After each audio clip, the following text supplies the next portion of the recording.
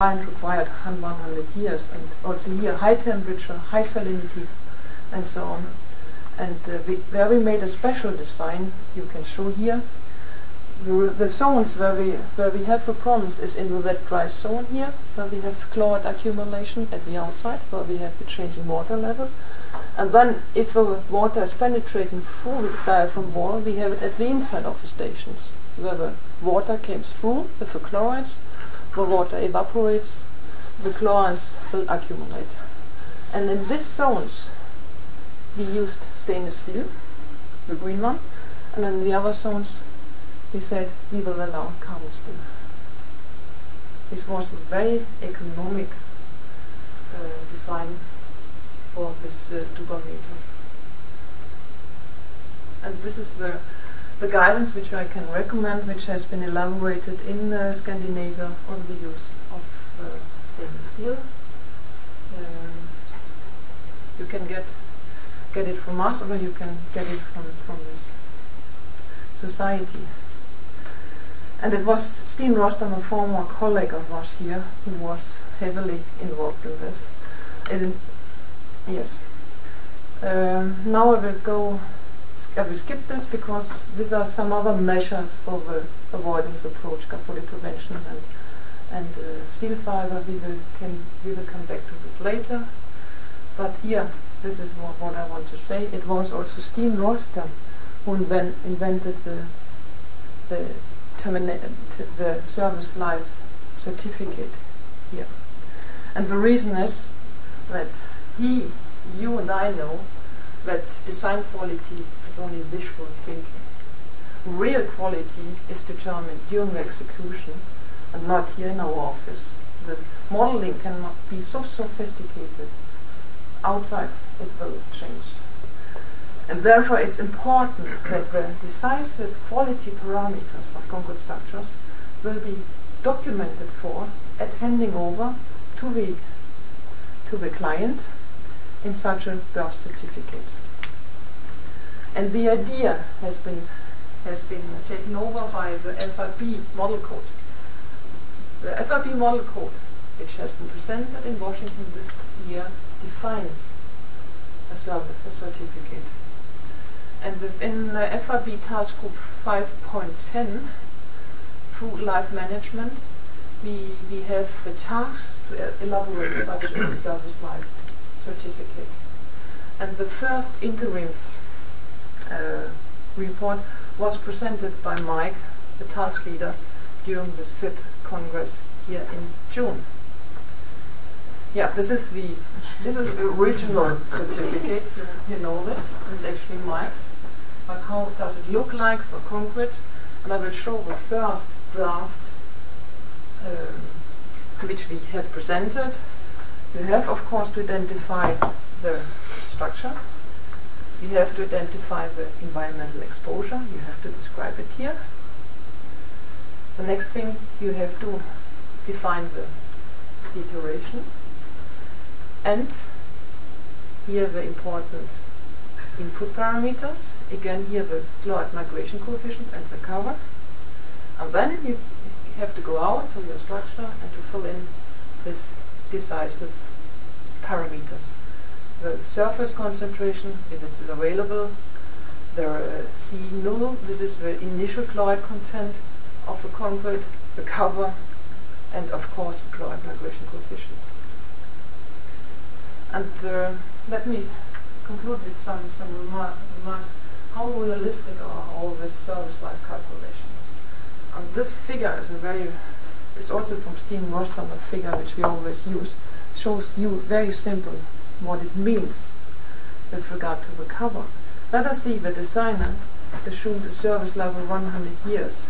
Oh, we cannot read this. It's actually, for 100 years, the designer said, I need 75 mm cover here. When we went out on the construction site and we found that only 45 mm were available. This means a reduction of the cover by 50% leads even to a higher reduction in service life. The reduction in service life is from 100 to 50, 85%. Therefore the cover is so important for the service life. This is something which we still see at our construction site. This is from a large construction site in Europe with a very famous contractor. You can see Fini concrete spacers with a large distance in between. They are not reliable, or they are not adequate to give a reliable concrete cover.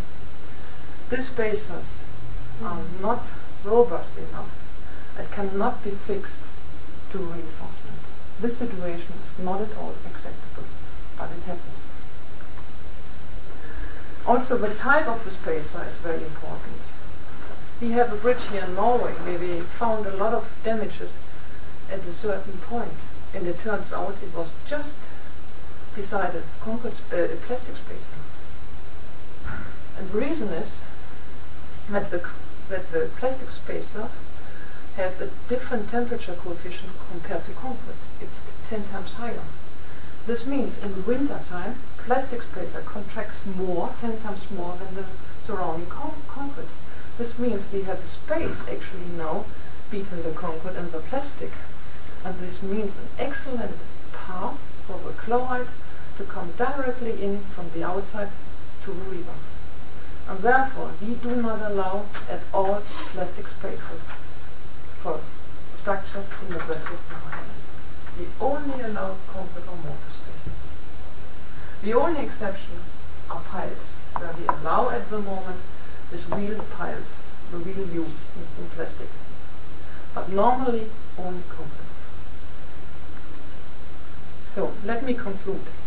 Service life for 100 years and more is possible, but it needs a shift in the design. And the construction industry cannot hide behind codes and standards anymore. Your ESHTE code is not sufficient at all. And the tools for this service life are available. We have the Duracrit tool, which has been developed in this European research project. It's now part of the FRP model bulletin. It will be implemented in the FRP model code, and is already an ISO standard. This means this tool, which we believe is the most reliable one, is an ISO standard at the moment. It will be a Eurocode in the next 5 to 10 years, when all of us have to use it. You know this bridge. I couldn't find out. The service life is 150 years, but I couldn't find out how it has been verified. Maybe you will know this. Would be nice to hear.